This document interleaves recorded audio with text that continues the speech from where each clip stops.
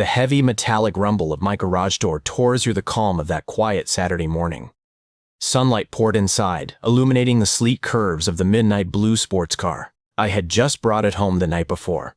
It was a gift from my brother, a mechanic who had rebuilt it piece by piece from scratch. It had been my dream car ever since high school. I stood there, still admiring the shine across the hood, when a sharp, piercing voice broke the silence. "There it is. That's my car." I turned and saw Karen, the HOA president and self-appointed guardian of neighborhood order, rushing down the sidewalk in her slippers. Her phone was pressed tightly against her ear, and her free hand waved wildly in my direction, as if she were guiding a SWAT team into position. "What are you talking about?" I asked, stepping out of the garage. You stole my brand new Lexus. I saw you pull it in last night." I blinked in confusion. "This isn't even a Lexus. It's a Pontiac." She completely ignored me, her voice rising into a frantic scream. "Yes, officer. He's in the garage right now. You need to come quickly." A knot formed in my stomach. Around here, a call from Karen wasn't just annoying. It was dangerous. She had influence with the HOA board, knew nearly every patrol officer, and lived for dramatic public scenes. "Karen, you're mistaken," I said, keeping my tone steady. "I can prove this car is mine." But she had already started pacing, narrating everything like she was reporting live on the news. "He's trying to shut the garage. Now he's walking toward me. Under normal circumstances, it might have been funny. But then I noticed 2 police cruisers turning onto my street. Their flashing lights reflected off the neat row of houses, causing curtains to twitch and neighbors to peek outside. Karen's face lit up with excitement as she shouted across the lawn, "Over here! The thief is trying to run." I wasn't running. I was standing frozen, my heart pounding, trying to understand how a peaceful morning had turned into a nightmare so quickly. The officers stepped out of their cars, their hands resting near their holsters. One of them called out, "Sir, step away from the vehicle. I can explain." "Step away now." Karen smiled like she had just won a game show. "Told you." Caught him red-handed. But as the officers moved closer, something shifted. One of them glanced through the windshield at the VIN, then exchanged a look with his partner. It wasn't a look of alarm or belief. Still, everything hung in the balance. The taller officer, whose nameplate read Harris, slowly circled the car. He crouched near the front, reading the VIN aloud into his radio. The other officer, Ramirez, kept his eyes fixed on me. "Sir, can you explain how you came into possession of this vehicle?" Ramirez asked. "My brother rebuilt it," I said. "I have the title and paperwork inside." Before I could take a step, Karen jumped in. "Don't let him go in there. He'll hide the evidence." Ramirez gave her a look that balanced between patience and irritation. "Ma'am, we'll handle this." Karen folded her arms, clearly frustrated that she wasn't in control anymore. Harris stood up from checking the VIN. "Dispatch says it's registered to a Matthew Clark." "That's my brother," I said quickly. "He transferred it to me yesterday." Karen's voice shot up again. "Oh, please. Now he's inventing names. My Lexus was stolen from my driveway last week, and it looked exactly like this. He probably repainted it." The logic was so absurd I nearly laughed. "Karen, your Lexus is a completely different make and model." "Don't talk to me, thief," she snapped. Harris motioned for me to stay where I was and walked toward my front door. "If you have that paperwork, now would be the time." Karen followed closely behind him, muttering, "Watch, he's got fake documents. They always do." I followed them inside, trying to keep my composure. I went straight to the kitchen counter, where I had left the manila folder from the DMV. Inside was the freshly signed title transfer, with both my name and Matthew's dated just the day before. Harris examined it carefully, his eyebrows lifting slightly. He flipped to the insurance slip still tucked neatly inside. "Everything matches," he said quietly to Ramirez once we stepped back outside. Karen was already on the phone again, but this time she wasn't calling 911. "Yes, Bob, they're here, but they're not listening. I need the HOA board down here right now." Ramirez's jaw tightened. "Ma'am, this has nothing to do with the HOA. If the vehicle is properly registered, then no theft has occurred." But Karen refused to back down. She pointed toward a small scratch on the driver's side door. That wasn't there last night. He must have caused it while stealing it. Harris and Ramirez exchanged another glance, the kind that said this situation was becoming ridiculous. Still, they didn't leave. In their line of work, certainty required more than just paperwork, and Karen clearly wasn't finished. The low rumble of an approaching engine made everyone turn. A black SUV with the HOA logo pulled up, parking at an angle that felt more tactical than casual. Bob, the HOA vice president, stepped out wearing a blazer despite the heat, followed by 2 other board members. Karen rushed toward them like a general greeting. Reinforcements. There he is. That's the man who stole my car. Bob looked around, then settled his gaze on me with a mix of suspicion and boredom, like he'd been through this before. All right, let's keep things calm, Mr. said. Clark, I said firmly, this is my car. I have the title, registration, and insurance. Everything is verified. Karen jabbed her finger toward the Pontiac. He's lying. You know my Lexus was stolen last week. Same color, same not even close, I interrupted. Different make, model, and year. Ramirez stepped between us, his voice firm. We've already confirmed the vehicle is legally registered. Unless the HOA has actual evidence of theft, this remains a police matter, not an HOA issue. Bob raised a hand. We take property concerns seriously. This isn't a property issue, Harris cut in. It's a false report. Possibly misuse of police resources. Karen's eyes widened. You think I would lie to the police? No one answered. But the silence said everything. Bob quickly shifted his approach. Regardless of ownership, the HOA has regulations about vehicle appearance and driveway presentation. This Pontiac doesn't exactly match the neighborhood standard. I let out a small laugh.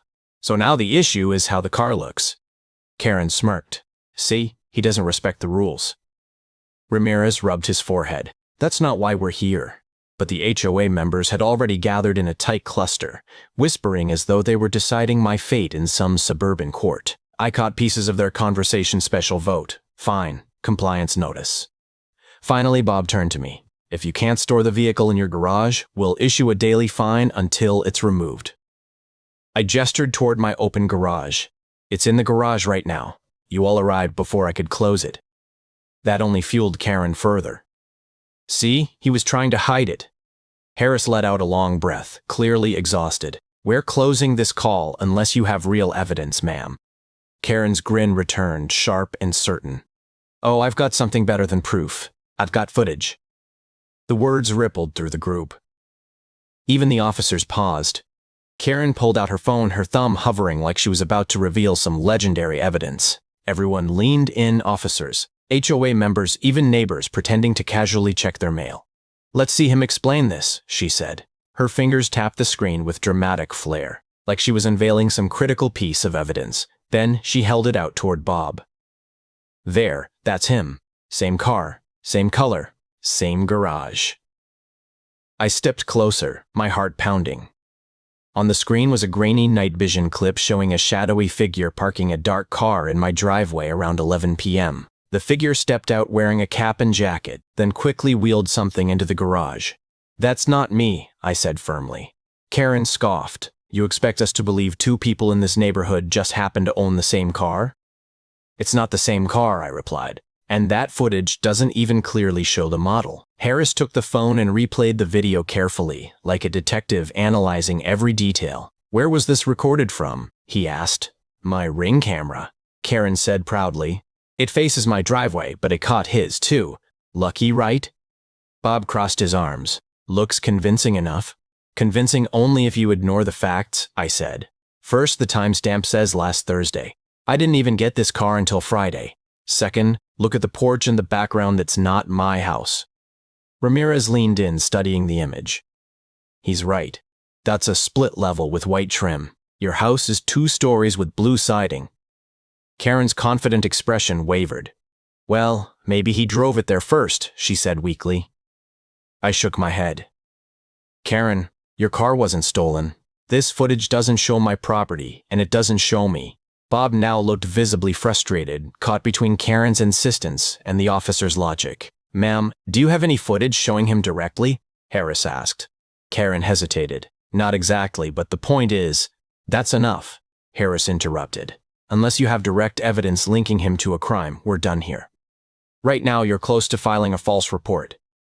A low murmur spread through the gathered neighbors. Karen's tendency to overstep wasn't new, but seeing her challenged like this was unusual. Still, her eyes flicked back to her phone. Fine. If the police won't handle it, the HOA will. You'll be hearing from our legal committee." Bob sighed and nodded to the other board members, signaling the meeting was over. The officers handed my documents back. "You're clear, sir. Sorry for the inconvenience." Karen walked off, muttering under her breath. But something about the way she glanced back at me made it clear this wasn't finished. And I was right. By that night, things escalated in a way none of us expected. I was sitting in my living room when I heard a sharp thud at the front door. Opening it, I found a thick envelope marked in bold red letters, "Urgent, HOA Legal Committee." Inside was an official notice accusing me of possessing stolen property and ordering me to remove the vehicle within 72 hours or face heavy fines and legal action. There was no doubt Karen was behind it. Instead of panicking, I called my brother, Matthew. "You still have those photos from yesterday?" I asked. He chuckled. "Every single one. Title transfer, insurance papers, and one of us at the DMV holding the keys." "Perfect," I said. "I think it's time to bring in some guests." The next morning, I requested an emergency HOA meeting, something any member could call. When the board arrived, Karen sat at the front, arms crossed, wearing that same smug expression. "Let's get this over with," Bob muttered. I placed a manila folder on the table. "Before we begin, I'd like to submit evidence." Karen rolled her eyes. "This isn't a courtroom." "Then you won't mind if I share these," I said, pulling out a stack of printed photos. The first showed the title transfer dated after the timestamp from Karen's video. Another showed Matthew handing me the keys in daylight. Gasps spread through the room. "And this," I added, holding up a map, "shows the location from Karen's ring footage." I pointed at it. "Not my house, not even my street. It's the Jacksons' house." Bob turned toward Karen, his tone firm. "Is this true?" Karen stumbled. "Well, I thought you accused a neighbor of theft," I said, cutting in. "Called 911, wasted police time, and tried to force me out based on false claims." Bob looked at her seriously. "Karen, according to HOA rules, that's harassment. And since law enforcement was involved, you may face consequences beyond this board." For the first time, the confident smile disappeared from her face. 2 weeks later, Karen was no longer the HOA president.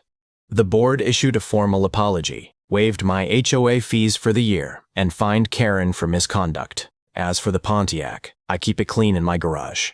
Sometimes, I leave the door open just a little longer than needed long enough for Karen to see it shining. If you think HOA Karen went too far, hit subscribe so you don't miss the next story. Smash like if you believe justice was served, and drop a comment telling me what would you have done if someone falsely called the police on you.